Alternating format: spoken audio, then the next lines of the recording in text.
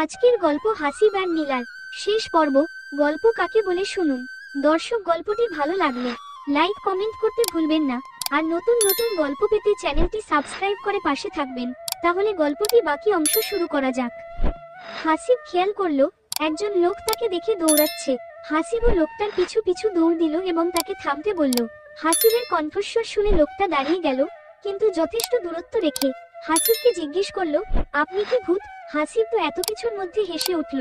ওরে বেটা, আমি কেন ভূত হতে যাব? হাসিব হাসতে হাসতেই উত্তর দিল। তবে লোকটা আবার বলল, তাহলে আমি স্পষ্ট দেখলাম যে আপনি ওই ভূতের বাড়ি থেকে বের হচ্ছেন।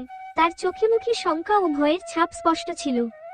হাসিব বলল, আরে আমি তো এসেছিলাম এ বাড়িতে একজনের খোঁজে। মাত্রই ঢুকলাম, দেখি কেউ নেই। হাসিব সন্তর্পণে রাতের কাহিনী এড়িয়ে গেল। লোকটা তো এখন আরো ভয় পেয়ে গেল। রাতের কাহিনী শুনলে কি হবে আল্লাহ জানে। হাসিব মনে মনে ভাবলো। তারপর জিজ্ঞেস করলো, এ বাড়িতে যারা থাকতো তারা কোথায় গেছে আপনি জানেন? এই কথা শুনে লোকটা যেন আরো ভয় পেয়ে গেল। ও বাড়িতে তো সাক্ষাৎ শয়তান থাকতো, ওরা কই গেছে? আমি জানি না। আপনি এসব নিয়ে ঘাটাঘাটি করছেন কেন? যেখান থেকে এসেছেন সেখানে চলে যান, না হলে আপনিও মারা পড়বেন। আমার কাজ আছে, আমি যাই। লোকটা বলেই হনহন করে চলে গেল। হাসিব পিছন থেকে লোকটাকে দুইবার ডাক দিল, কিন্তু সে ফিরেই তাকালো না। হাসিব আরো কয়েকজনকে জিজ্ঞেস করলো, কিন্তু প্রত্যেকেই কোনো না কোনো অজুহাতে চলে গেল, ঠিকঠাক উত্তর দিল না। কিন্তু হাসিবকে তো নীলার বাবা মাকে খুঁজে বের করতেই হবে। তাছাড়া হাসিব আন্দাজ করছে রুহির সাথে নিশ্চয়ই কিছু খারাপ ঘটছে। হাসিব চায়ের দোকানে বসে অপেক্ষা করছিল ভিড় কমার জন্য। দোকানদার লক্ষ্য করছিল হাসিব তাকে কিছু একটা বলতে চায়, কিন্তু দোকান একেবারে ফাঁকা হচ্ছে না। চারজন লোক বিশাল আলোচনা শুরু করেছে, থামার কোনো নামগন্ধ নেই। দুনিয়ার যত আড্ডা আর কাহিনী সব এসে আলোচনা হয় এই চায়ের দোকানে। হাসিব ভেবে রেখেছে অপরিচিত কেউ তাকে নীলাদের খোঁজ দিবে না, বরং চেনা কাউকে জিজ্ঞেস করা দরকার। কিন্তু চেনা কাউকে খুঁজে পেল না হাসিব। মাত্র কয়েক বছরের ব্যবধানে গ্রামটা যেন অপরিচিত লোক দিয়ে ভরে গেছে, কিংবা পরিচিত মানুষজন হারিয়ে গেছে। শেষমেশ হাসিব এই চায়ের দোকানিকে খুঁজে পেল এবং দোকানিও তাকে চিনে ফেলল। তিনি বলেই উঠলেন, তুমি ভালো আছো বাজান? মেলা দিন পর গ্রামে আইলা। আমি তো ভাবছিলাম আর কোনোদিন আইবা না।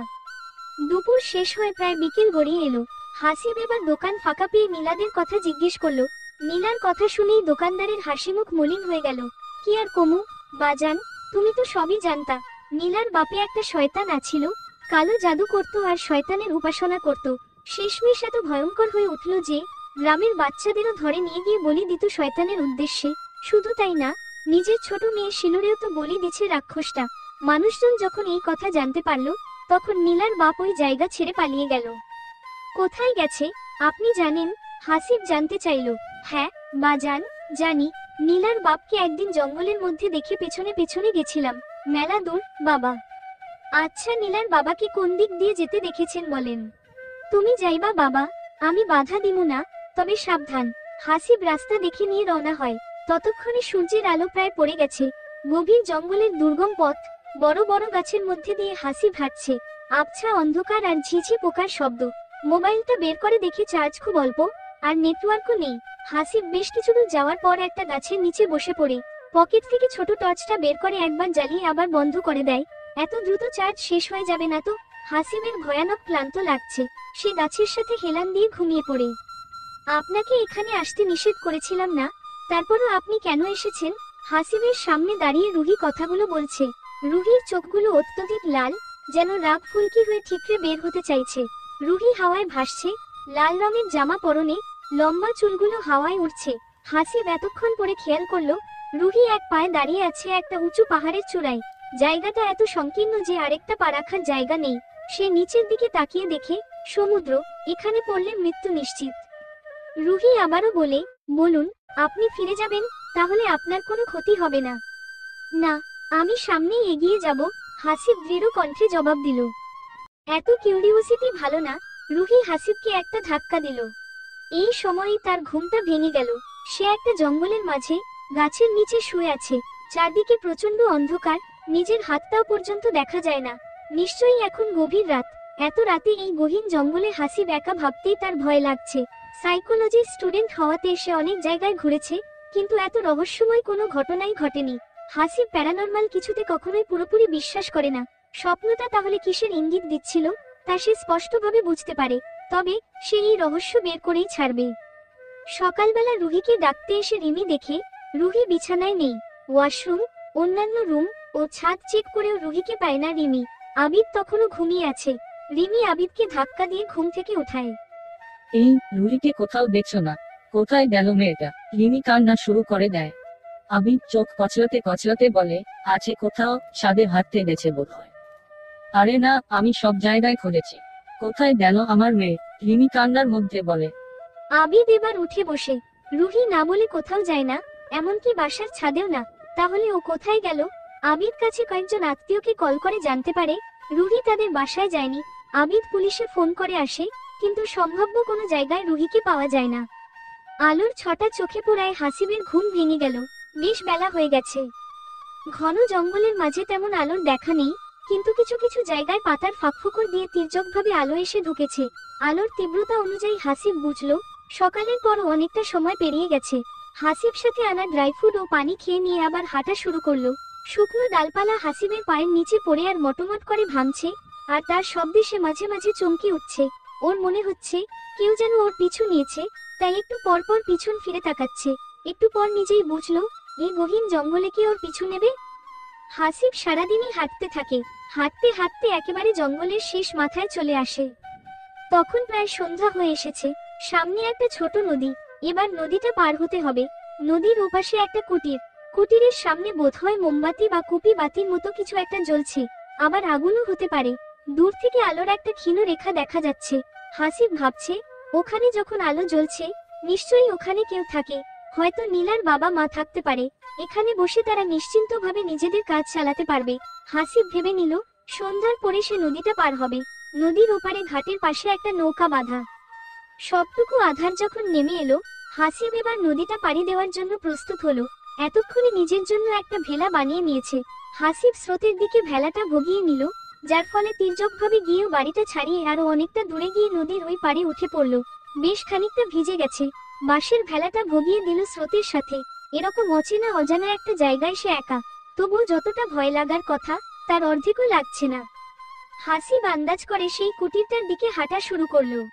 ছোট ছোট ঝোপের মাঝে হাঁটতে হাঁটতে লতাপাতা যেন হাত পা পেঁচিয়ে ধরতে চায়। হাসিব বাড়িটার প্রায় কাছাকাছি এসে পড়ে ঝোপের আড়াল থেকে দেখতে পেল সেই কুটিরের উঠোন। সেখানে আগুন জ্বলছে। ত্রিভুজাকৃতির মতো একজন লোক ও দুটি মেয়ে বসে আছে। মেয়ে দুটি সম্ভবত যমজ, কারণ একই চেহারা। দুজনের পরনে টুকটুকে লাল রঙের জামা। আর পাশের লোকটা হাসিবের দিকে পিঠ ফিরিয়ে থাকায় হাসিব তার মুখ দেখতে পারল না। মুখ না দেখলেও হাসিব নিশ্চিত এটি নীলার বাবা। তিনি উচ্চস্বরে কিছু যন্ত্র পড়ছেন। কিছুক্ষণ মন্ত্র পড়ার পর তিনি কিছু একটা ওই জর্জিয়ে দুইটিকে খেতে দিলেন। এরপর তিনি জঙ্গলের দিকে হাঁটা দিলেন। এবার হাসিব স্পষ্ট দেখল এটি নীলার বাবা। মেয়ে দুটি সম্মোহিতের মতো তাকে অনুসরণ করছে। আড়াল থেকে হাসিব ও নীলার বাবাকে অনুসরণ করতে লাগলো। কিছু দূর যাওয়ার পর তিনি একটা গাছের সামনে থামলেন। সামনে একটা বিশাল আকারের শয়তানের মূর্তি। মূর্তির সামনে একটা বেদি। অদ্ভুত বিষয় হলো সেই মূর্তির একমাত্র চোখ নীলার বাবার হাতের মশালের আলোয় মূর্তির চোখের মণি আগুনের ফুলকির মতো লাল হয়ে জ্বলছে। হাসিব এবার খেয়াল করলো নীলার বাবার কাঁধে একটা ঝোলার মতো কিছু আছে। তিনি কি একটা যন্ত্র আওড়াতে আওড়াতে ঝোলা থেকে চাপাতির মতো কিছু একটা বের করলেন। এবার তিনি উচ্চস্বরে মন্ত্র পড়া শুরু করলেন। জমজদের ভেতর থেকে একটা মেয়ে এসে নিজেই বেদিতে মাথা পেতে দিল। সাথে সাথে নীলার বাবা সেই অস্ত্রটা দিয়ে একটা কোপ দিলেন। একটা ছোট্ট আর্তনাদ করলো মেয়ে, তারপর সব নীরব হয়ে গেল। হাসিব চিৎকার করতে গিয়ে একটুর জন্য থেমে গেল। নীলার বাবা ডান হাতের বৃদ্ধাঙ্গুলি দিয়ে সেই রক্ত দিয়ে অন্য মেয়ের কপালে তিলক এঁকে দিলেন। ঝোলা থেকে একটা সুতলি বের করে সেই তাজা রক্তে ভিজিয়ে দিলেন। এরপর সেই সাথে থাকা মেয়ে হাতে বেঁধে দিয়ে পথ চলতে শুরু করলেন। হাসিব ভেবেছিল এই মেয়েটাকেও হয়তো বলি দেবে। হাসিব আবার তাদের অনুসরণ করতে শুরু করলো। কুটিরের সামনে এসে হাসিব দেখল সেই মেয়েটা আগের মতো নেই। হুট করেই যেন চেহারা পরিবর্তন হয়ে গেছে। তবে কপালে বড় করে তিলক আঁকা আছে। হাতে সেই সুতলিটা আছে কিনা অন্ধকারে বোঝা যাচ্ছে না। মেয়েটাকে এখন বাচ্চাদের মতো লাগছে। একটু পর ঘর থেকে কে যেন বের হলো। হাসিব চাঁদের আলোয় স্পষ্ট দেখতে পেল এটি তার নীলা। 6 বছর পর নীলাকে দেখল হাসিব। এই 6 বছরে নীলার একটু পরিবর্তন হয়নি।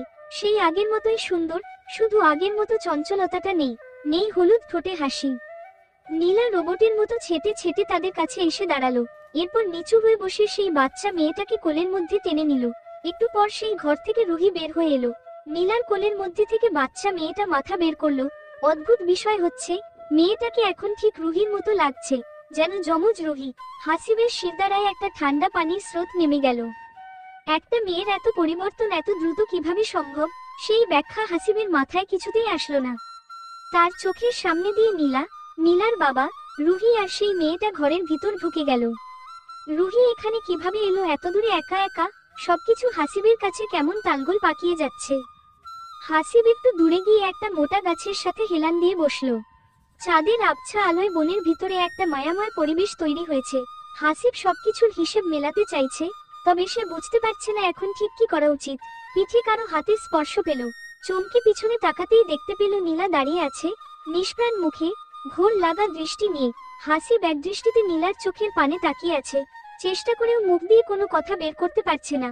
নীলাই বলতে শুরু করলো, আমি সত্যিই কখনো ভাবিনি তোমার সাথে দেখা হয়ে যাবে, অথচ দেখ, আমাদের দেখা হয়ে গেল। আমার কোথাও যেন একটু বিশ্বাস ছিল তুমি আসবে। হাসিব কাঁপকা কণ্ঠে বলল, তুমি বেঁচে আছো নীলা? নীলা বলল, মরে তো সেই কবেই গেছি, এখন আছি শুধু মৃতদেহ হয়ে। কি করব বলো, নিয়তির লিখন নাকি খণ্ডন? হাসিব অবজ্ঞার সুরে বলল, তোমরা আবার নিয়তিতেও বিশ্বাস করো নাকি? নিয়তি তো তোমাদের হাতে। নীলা বলল, তুমি এভাবে কথা বলছো কেন হাসিব? হাসিবের চোখে পানি চলে আসলো। সে বলল, তোমরা কি জানো এই 6টা বছর কিভাবে গিয়েছে আমার? কেন করলে আমার সাথে এরকম? নীলা, তোমার আর তোমার পরিবারের কি ক্ষতি করেছিলাম?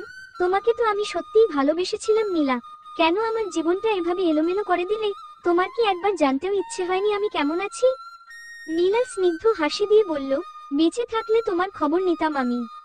হাসিব তীব্র আঘাতে বলল, আর কোন নাটক নয় নীলা, দিব্যি এখানে ভালো আছো, নিজেদের স্বার্থে ছোট ছোট বাচ্চা ধরে এনে বলি দিচ্ছ, আর কি চাই? নীলা বলল, নাটক করছি না হাসিব, তোমার অজান্তে অনেক কিছুই ঘটে গেছে যা তুমি জানো না, যার জন্যই আমাকে ভুল বুঝছো। তবে আজ আমি তোমাকে সত্যি বলবো। ঠিক 6টা বছর আগের কথা, কোন একটা সমস্যার কারণে আমরা নিঃসন্তান ছিলাম। আশেপাশের বাচ্চাগুলো যখন তাদের মাকে মা বলে ডাকতো, আমার বুকের ভিতরে মোচড় দিয়ে উঠত।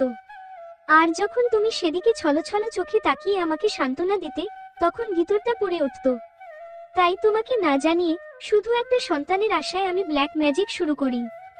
শয়তানের উপাসনা করার জন্যই তখন ঘন ঘন বাবার বাড়ি যেতাম। সন্তানের মোহে এতটা অন্ধ ছিলাম যে এর শেষে কি হবে আমার মাথাতেই আসেনি। শয়তান আগে আমার প্রাণ চাইলো, তবে তারপর আবার আমার আত্মা আমার দেহে ফিরে আসবে। মাঝপথে আমার ফিরে আসার সম্ভব ছিল না, তাই সবকিছু যখন পরিষ্কার বুঝতে পারলাম, তখন আত্মহত্যা করে ফেললাম। এরপর বাবা কিভাবে কিভাবে যেন আমাকে বাঁচিয়ে দিলেন, তার জন্য শিলা আর মাকেও প্রাণ দিতে হলো। তুমি আমার আত্মহত্যার কথা শুনে চলে গেলে, আর আমি বাবার বেড়াজালে বন্দী হয়ে গেলাম। শয়তানের সন্তান জন্ম দিলাম। লীনা হলো শয়তানের মেয়ে। হাসিব জানতে চাইল, কাল রাতে যে মেয়েটিকে দেখেছিলাম তা তো? নীলা বলল, লীনাই ওকে নিয়ে এসেছে। কাল পূর্ণিমা রাত, কাল ওকে বলি দেবে। ওর আগেও 12 জনকে বলি দেওয়া হয়েছে। ওকে বলি দিলে বাবা হবে অমর আর লীনা পাবে শয়তানি ক্ষমতা। হাসিব প্রশ্ন করল, রুহি এখান থেকে যেতে চায় না? নীলা বলল, কিভাবে চাইবে, এত মায়া জালে। তোমার মা এখান থেকে চলে যেতে পারো না, আমরা যে আবছায়া, বাবার মন্ত্রের বেড়াজালে বন্দী। নীলা হঠাৎ গলা ধরে বলল, হাসিব, এবার আমি আসি। কাল তোমার অনেক কিছু করতে হবে, আমি তোমাকে সব বলে দেব। বাবার ধ্যানের সময় শেষ। নীলা যেন বাতাসে ভেসে ভেসে চলে গেল। হাসিবের বুক চিরে বেরিয়ে এলো একটা দীর্ঘশ্বাস। সেই রাত হাসিব আকাশে চাঁদের দিকে তাকিয়েই কাটিয়ে দিল। কল্পনায় ছিল নীলার কিছু অস্পষ্ট স্মৃতি। কয়েকবার চোখের জল বের হলেও মুছবার চেষ্টা করেনি একবারও। সকাল হতে না হতেই পাখির কিচিরমিচির ডাক শুনতে পেল। বেশ কিছুক্ষণ পর পা টিপে টিপে কুটিরের পেছনে দিকে গেল। বোধহয় ভিতরে 2টা ভাগ, দুই পাশে ছোট 2টা জানালা। হাসিব একটা জানালা দিয়ে উকি দিল, কাউকে দেখা যাচ্ছে না, ভিতরটা ফাঁকা। তারপর পাশের জানালাটায় উকি দিল, একটা শয়তানের মূর্তির সামনে নীলার বাবা আর রুহি ধ্যানে মগ্ন। এই রুহিকেও আজকে বলি দিবে, তার আগে হাসিবের রুহিকে বাঁচাতে হবে। কিন্তু কিভাবে বাঁচাবে, আর কিভাবে বুঝবে আসল রুহি কোনটা? দুজনের তো একই চেহারা। হাসিব একটা দ্বিধার মধ্যে পড়ে যায়। আস্তে আস্তে কুটিরটার পাশ থেকে সরে আসে। পায়ের কাছে একটা দলা পাকানো কাগজ পায়। হাসির কাগজটা খুলে পড়তে শুরু করে। সেখানে লেখা, হাসিব, যা করবে আজ সন্ধ্যার আগেই করতে হবে। বিকেলে বাবা ধ্যানে বসবেন, তখন কৌশলে তার গলা থেকে তাবিজটা খুলে নিবে। সামনেই একটা তলোয়ার রাখা থাকবে, সেটা দিয়ে আঘাত করলেই বাবা মারা যাবেন। এরপর বাবার ঝোলার মধ্যে বড় একটা শিশিতে কিছু তরল পাবে, সেটা লিনার গায়ে ছিটিয়ে দিবে। শেষ বিকেলে লিনার কোন শক্তি থাকবে না, তাই কাজটা তখনই করতে হবে। এরপর কুটির থেকে একটু দূরে চারধারে 4টা তুলসী গাছ আছে, সেগুলো উপড়ে ফেলবে, তাহলে আমাদের আত্মা মুক্তি পাবে। রুহিকে নিয়ে তুমি চলে যাবে, নতুন করে সবকিছু শুরু করবে। শুভকামনা রইল। নীলা, ব্যাস, হাসিব বুঝে গেছে ওর কি করতে হবে, কিন্তু নীলা সামনাসামনি না এসে এভাবে লিখলো কেন? যাই হোক, কাজগুলো ঠিকমতো করতে হবে, একদম সহজও না, আবার একদম কঠিনও না। রুহিকে উদ্ধার করার একটা উপায় তো পেয়ে গেছে, এই ঢের। হাসিব বিকেল নাগাদ জানালা দিয়ে উঁকি দিয়ে দেখলো ঘরে নীলার বাবা একা একা একটা মূর্তির সামনে বসে জোরে জোরে যন্ত্র করছে। হাসিব আলতো পায়ে ঘরে ঢুকলো। নীলার বাবার সামনে বিভিন্ন জিনিসের সাথে একটা তরবারিও রাখা আছে। হাসিব তরবারিটা তুলে নেয়। নীলার বাবার তাবিজে লাগানো সুতুলিটা পিছন থেকে কাটার চেষ্টা করে, কিন্তু কাছেই নিতে পারছে না। চুম্বকের বিপরীত প্রান্তের মতো একটা শক্তি কাজ করছে। হাসিব ঘরের আশেপাশে তাকিয়ে একটা ছোট ছুরি দেখতে পায়। সেটা এনে শুধু কেটে দিতে খুব করে তাবিজটা তার কোলের উপর পড়ে। সাথে সাথেই নীলার বাবা চোখ খুললেন, কিন্তু তাবিজটা আবার পড়ার আগেই তার মুখ বরাবর তরবারিটা ঢুকিয়ে দেয় হাসিব। মুখে একটা ক্রূর হাসি এনে বলে, এবার নরকে গিয়েই তবে তুমি অমর হও। তাকের উপর একটা বড় ব্যাগ দেখতে পেয়ে সেটা খুলে দেখে ভিতরে একটা বড় শিশিটা পকেটে পুরে নেয়।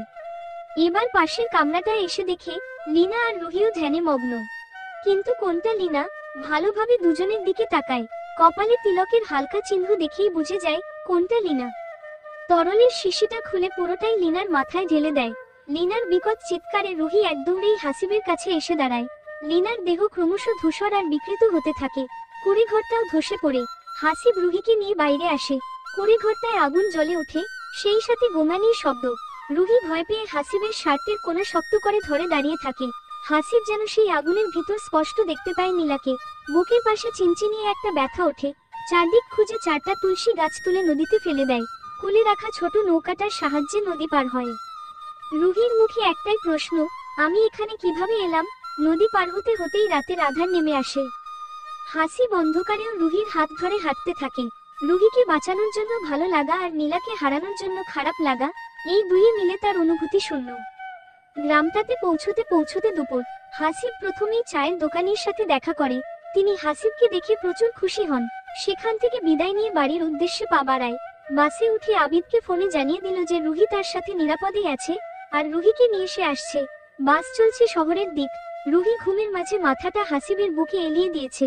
বাসের জানালা দিয়ে আগা সূর্যের আলোয় রুহির ঠোঁটটা দেখাচ্ছে একদম কাঁচা হলুদ রঙের। বন্ধুরা, গল্পটি এখানেই শেষ করলাম। এই যাত্রায় আমার সঙ্গে থাকার জন্য তোমাদের সবাইকে অসংখ্য ধন্যবাদ। পরবর্তী গল্পের জন্য অপেক্ষা করছি, আর আশা করছি তোমরা আমার পাশে থাকবে। চ্যানেলটি সাবস্ক্রাইব করে আমাদের সঙ্গেই থাকো, কারণ তোমাদের সমর্থনই আমাকে নতুন গল্প নিয়ে ফিরে আসতে প্রেরণা দেয়।